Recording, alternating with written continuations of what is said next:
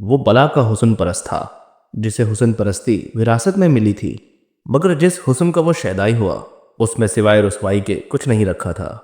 मगर वो इश्क ही क्या जो ज़माने की ऊंच नीच को समझ पाए। लिहाजा वो भी खुद को समझवाने पर लगा रहा, और बिला आखिर एक दिन खुद ही समझने पर मजबूर हो गया, क्योंकि ज़िंदगी के नशेब व फराज से बड़ा उस्ताद कोई नहीं हो सकता। बाजार का हुस्न घर लाने वाले पुजारियों की अजीब कथा। वो अचानक ही चीख पड़ा, तुम बिला आखिर तवाइफ की तवाइफ ही रही ना। आखिरकार तुमने अपना आप दिखा ही दिया। गुस्से से उसके होंठ कांप रहे थे। मुंह से कोई बात मुकम्मल अदा नहीं हो पा रही थी। उसका सारा जिस्म कांप रहा था। उसके लिए नजमा की ये बात किसी बम धमाके से कम नहीं थी। उसकी जिंदगी में इससे बड़ा और कौन सा भौचाल आना बाकी रह गया था। एक दफा तो उसे यूं लगा जैसे उसके कानों के पर्दे फट गए हों, वो सारी उम्र के लिए बहरा हो गया हो। उसके दिमाग में आंधी सी चल रही थी। ऐसा लगता था जैसे अभी तक उसकी आंखों को भी समझ नहीं आई थी कि वो रोएं, आंसू बहाएं, या फिर यूं ही हैरान होकर नजमा उर्फ नज्जो को देखती रहे। पागला, इसमें इतनी गुस्से वाली क्या बात है? क्या तुम्हें पहले मालूम नहीं था कि मैं एक तवाइफ हूं? मैं तवाइफ हूं और तवाइफ ही रहूंगी। लेकिन तुम बताओ, तुम इतने बड़े शरीफ यहाँ कोठे पर क्या लेने आते रहे हो? अच्छा, तुम मुझसे पूछती हो नज्जो, मैं यहाँ क्या लेने आता हूँ? मैंने तो तुम्हें एक सीधी सादी बात बताई है, तुम्हारी बात का जवाब दिया है। अगर मैं झूठ बोलती तो ठीक था। अगर मैंने तुम्हें सच्ची साफ बात बता दी है तो मैं नज्जो से तवाइफ बन गई हूँ। अकबर शाह पिछले 6-7 महीनों से नज्जो के कोठे पर आ रहा था। वो जब पहली दफ़ा बाजार में आया था तो आते ही उसने नज्जो के हुस्न की शोहरत सुनी थी। नजमा को सारे लोग प्यार से नज्जो कहते थे। जो उसे एक दफ़ा देख लेता था, देखता ही रह जाता था। नक्शो निगार तीखे थे, मगर इतने भी तेज नहीं थे कि वो चेहरे से ही चालाक और शातिर मालूम हो। गैर मामूली शक्ल सूरत की मालिक होने के साथ साथ वो इतनी मासूम थी कि लगता था जैसे कोई हसीन परी अभी अभी परिस्तान से परवास करके आई हो और उसने अभी अपने पर भी ना समेटे हों। शक्ल सूरत रंग ढंग से वो ऐसी लगती थी जैसे उसने कभी आंख उठाकर भी किसी की तरफ ना देखा हो, और वो बिल्कुल छुई मुई बनी रहती थी। अकबर शाह ने जब उसके कोठे की दहलीज पर पहली दफा कदम रखा तो अंदर दाखिल होते ही उसने उसके नौकर मामा से कहा, नज्जो कहाँ है? पीर जी, लगता है खड़े शहर से आए हो। पल भर के लिए तो सही, जरा बैठो। कोई पानी शानी, चा शाह, पान शान? नहीं, मुझे और किसी चीज़ की ज़रूरत नहीं। मैं घर से खा पी कर निकला हूँ, बस नज्जो।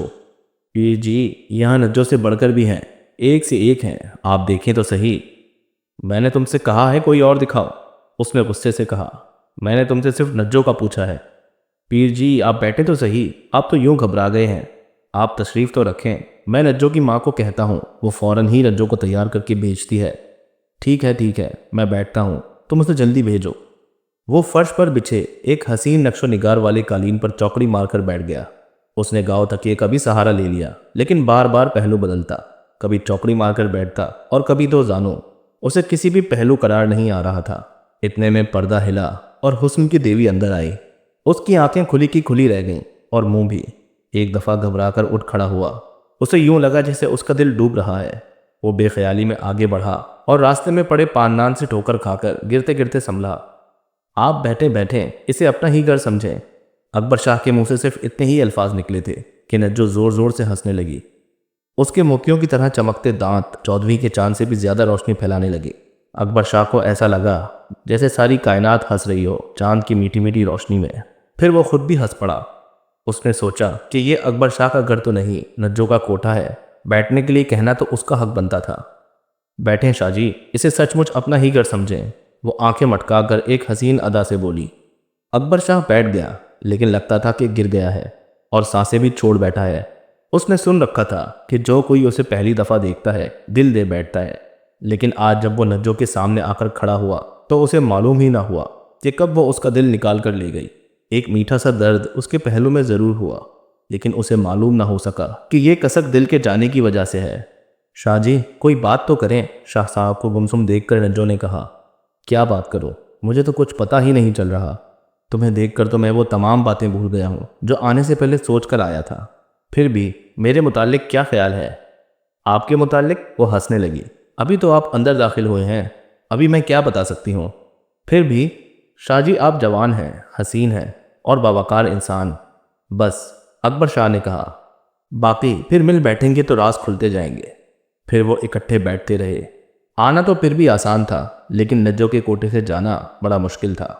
सारी रात वो वहीं बैठा रहता और फजर के वक्त नज्जो उसे ज़बरदस्ती बहला फुसला कर घर भेजती। अकबर शाह अपने इलाके के बहुत बड़े ज़मींदार गामे शाह का बेटा था। उनकी जायदाद नस्ल दर नस्ल चली आ रही थी। वो गामे शाह के घर पैदा हुआ तो गामे शाह के डेरे पर इतना बड़ा मुजरा हुआ जिसे लोग आज तक नहीं भूल सके थे। उस वक्त ये मुजरा करने वाली नज्जो की माँ थी और वो खुद भी नज्जो की तरह खूबसूरत थी। उस मुजरे पर तो लोगों पर कंट्रोल रखना मुश्किल हो गया था। कोई इधर गिरता था, कोई उधर। गामे शाह के डेरे के मुजरों की दूर दराज इलाकों में भी धूम थी। जब बहुत सालों के बाद गामे शाह को अल्लाह ने औलाद नरीना अकबर शाह अता की तो बख्श शेख ढोल बजाने वाले ने कहा, शाह जी, मज़ा जब आएगा अगर छोटे शाह की पैदाइश की खुशी में हर साल ये मुजरा हो। बात तो तुमने भी बड़ी सोच अकल की है। वैसे मज़ा तो ऐसे ही आता है। तो बस समझ ले कि बात पक्की हो गई। अब हर साल बेटे की पैदाइश के दिन गामे शाह के डेरे पर मुजरा होगा। और अगर कहो तो मेला भी लगवा दूं। आप ऊंची सरकार हैं, चाहे मुजरा करवाएं या मेला लगवाएं, हमने तो आपकी चिल में ही भरनी है। उस दिन से फैसला हो गया कि हर साल मुजरा होगा और फिर ऐसा ही हुआ। हर मुजरे पर नई से नई, जवान से जवान लड़की आती थी और देखने वाले दांतों तले अपनी उंगलियां दबाते रह जाते थे। लेकिन फिर भी लोग आपस में बातें करते थे कि इस मोहल्ले की सबसे खूबसूरत लड़की नज्जो है। ये बात बहुत सारे लोगों ने गामे शाह के कानों में भी डाल दी थी, लेकिन वो वैसे ही हूँ हाँ कर देता। अकबर शाह नज्जो को अपनी पहचान करवाने लगा। तुझे पता है कि मैं किसका बेटा हूँ? गामे शाह का। नज्जो ये बात ऐसे कह गई जैसे ये कोई इतनी बड़ी बात ही ना हो। तुझे कैसे पता? शाह जी, आप ऐसी बातों को छोड़ें। हमें तो पुलिस वालों की तरह तमाम आदमियों का पता होता है। ये और बात है कि हम कोई बात ना करें, और अगर कोई दूसरे इलाके से आ घुसे तो उसका भी पता करवा लेते हैं। वैसे भी हमें कुछ ज़्यादा मेहनत नहीं करनी पड़ती। जब कोई शख्स ज़्यादा पी लेता है तो बहक कर अपने घर की सारी बातें बताने लगता है। कई तो आते ही दिल की भड़ास निकालने के लिए हैं। अगर ये बात है तो बता नज्जो, मेरे नाम कितने मुरब्बा ज़मीन है? तुम्हारे नाम? सच बताऊं? बता। एक भी नहीं। मैं इतना कंगाल भी नहीं। वो तो मुझे भी पता है। मैं तो इसलिए कह रही थी कि ये तमाम मुरब्बे अब मेरे नाम जो हो गए हैं, तुम्हारे नाम तो कुछ भी नहीं रहा। लेकिन मैंने तो अभी 1 एकड़ भी तुम्हारे नाम नहीं किया। तुम खुद जो मेरे अपने हो गए हो, बाकी रह क्या गया है? उसने बड़े नाज नखरे से कहा। तेरी यही बातें तो मुझे मार गई हैं, यही तो मुझे तुम्हारी झोली से उठने नहीं देती। उसने उसकी गोद से जरा सर ऊपर उठाकर कहा। वो भी थोड़ी झुकी और शाहजी के माथे पर अपने मरमरी होठ सब्त कर दिए, चारों तरफ अपनी स्याह जुल्फों का साया कर दिया, और वो दोनों एक दूसरे में यूं गुम हो गए कि उन्हें कुछ होश नहीं रहा। अकबर शाह को खाने कमाने की कोई फिक्र नहीं थी। जमीन से इतनी आमदनी हो जाती थी जो अगली फसल तक खत्म नहीं होती थी। किसी चीज़ की कोई कमी नहीं थी। अगर कमी थी तो बस नज्जो की, जिसे वो अपने घर ले आना चाहता था। लेकिन जब वो नज्जो से शादी की बात करता तो वो एकदम बेदक जाती। इस मिलने जुलने को अब 5-6 महीने हो चले थे। अब उससे मजीद सब्र नहीं हो रहा था। उसने बड़ी मुश्किल से ये अजाब झेले थे। अब तो वो ये सोच भी नहीं सकता था कि नज्जो उसके बगैर किसी से सिर्फ बात भी करेगी, और आज वो इस बात को हाँ या ना का रूप देने आया था। लेकिन नज्जो ने उसे बिल्कुल साफ जवाब दे दिया। अगर तुझे मुझसे शादी करनी थी तो इतने लंबे अरसे तक मुझे बेवकूफ़ क्यों बनाए रखा? मैंने तुझे कोई बेवकूफ़ नहीं बनाया। अगर बनाया होता तो मैं खुद ही बेवकूफ़ जो तेरी मीठी मीठी बातों में आकर तेरे कोटे पर दौड़ता आता। मैं तुझे घर से तो नहीं बुलाती थी ना। गलती तो मेरी अपनी थी, लेकिन मुझे ये मालूम नहीं हो रहा कि कौन दूसरा तेरे हत्थे चढ़ गया है। ये बताना मेरा फ़र्ज़ नहीं, नज्जो ने कहा। इसका मतलब है कि कोई है ज़रूर। शाह जी, ये कोठा है, यहाँ आने से किसी को भी रोका नहीं जाता। तुम वही तवाइफ की तवाइफ ही रही ना। आखिरकार तुमने अपना आप दिखा ही दिया। वो कहती थी कि मैं ना तो अकबर शाह के साथ कभी ब्याह रचा सकती हूँ और ना ही कभी उससे कोई वादा किया था।